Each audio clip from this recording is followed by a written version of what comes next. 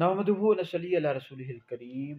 اچھا، آج کل ایک پوسٹ سوشل میڈیا پر بہت زیادہ وائرل کی جا رہی ہے کہ کیا یہ حدیث ہے کہ نبی کریم علیہ السلام نے فرمایا کہ اللہ رب العزت آسمانوں پر اس بات کو ناپسند کرتا ہے کہ ابو بکر صدیق سے خطا ہو۔ یہ حدیث تاریخ الخلفاء میں موجود ہے کہ نبی کریم علیہ السلام نے فرمایا کہ اللہ رب العزت اس بات کو ناپسند کرتا ہے کہ ابو بکر سے خطا ہو۔ امیر المؤمنین افضل البشر بعد الانبیاء حضرت سیدنا ابوبکر صدیق رضی اللہ تعالیٰ عنہ کی یہ شان ہے، عظمت ہے، ٹھیک ہے جی۔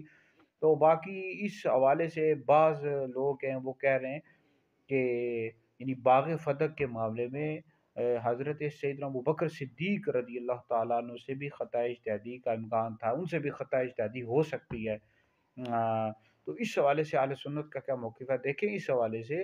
امیر المومنین افضل البشر بعد الانبیاء حضرت سیدنا صدیق اکبر رضی اللہ تعالیٰ عنہ نے کوئی اپنی بات نہیں کی، بلکہ انہوں نے حدیث رسول پیش کی جو انہوں نے نبی کریم علیہ السلام سے سنی، اور یہ خبر واحد نہیں تھی، خبر واحد نہیں تھی۔ اس حدیث کے اور بھی صحابہ کرام علیہم رضوان راوی تھے کہ انبیاء علیہ السلام درم و دینار کا وارث نہیں بناتے، انبیاء علم کا وارث بناتے۔ تو صدیق اکبر رضی اللہ تعالیٰ عنہ نے اپنی بات ہرگز نہیں کی، اور ان سے اس معاملے میں ہرگز بھی خطا اجتہادی نہیں ہوئی، ٹھیک ہے جی۔ اور یاد رکھیں انبیاء علیہ السلام اور فرشتوں کے علاوہ کوئی بھی معصوم نہیں ہے، صحابہ اور اہل بیت یہ محفوظ ہے، معصوم نہیں ہے۔ تو یہ بالکل حدیث موجود ہے، اور اس حوالے سے صدیق اکبر رضی اللہ تعالیٰ عنہ کو کہنا کہ ان سے خطا اجتہادی ہوئی ہرگز بھی درست نہیں ہے۔ اور باقی سیدہ پاک کے حوالے سے کہنا کہ ان سے خطا اجتہادی باغ فتح کے معاملے میں، تو اس حوالے سے فتح القدیر میں موجود ہے، جلد نمبر 7 میں، کل مجتہد مصیب والحق عند اللہ تعالی، یعنی واحد، اور الحق عند اللہ واحد، یعنی ہر جو مجتہد ہوتا ہے مصیب ہوتا ہے، یعنی اس کو ثواب ملتا ہے، اجر دیا جاتا ہے، مگر حق جو ہے نا ایک طرف ہوتا ہے۔ تو اس حوالے سے ہمارا فتویٰ بھی موجود ہے کہ یہ راجے کو نہیں، اگرچہ اس حوالے سے اقوال موجود ہیں کہ سیدہ پاک کے حوالے سے بعض مفسرین محدثین نے لکھا کہ ان سے خطا اجتہادی ہوئی، لیکن راجے کول نہیں ہے، جمہور کا موقف نہیں ہے، مفتہ بھی کول نہیں ہے، وگرنہ یہ صراحت کے ساتھ اہل سنت کے عقائد و اصول کی کتب میں موجود ہوتا، جیسے اعلیٰ حضرت نے فتاوی جلد نمبر 10 میں لکھا ہے کہ فرق مراتب بے شمار حق بدست حیدر قرار، ٹھیک ہے جی۔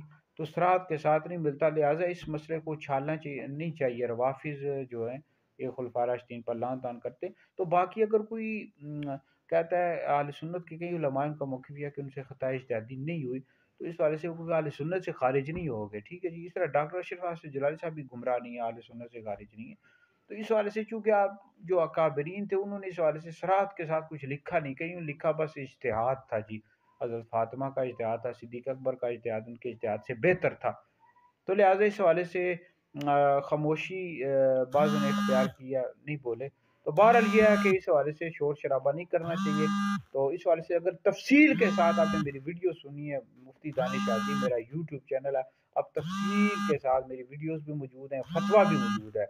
تو بہرحال یہ سیدہ پاک کی شان کے لائق نہیں ہے کہ وہ خطا پر تھیں، یہ جملے درست نہیں، اور خطا اجتہادی کا قول مفتہ بھی قول نہیں ہے، مرجوع قول ہے، راجع قول نہیں ہے، ٹھیک ہے جی۔ تو باقی تفصیل جو ہے نا میری ویڈیوز پر آپ سن لیں، فتویٰ بھی موجود ہے، مطالعہ کر لیں۔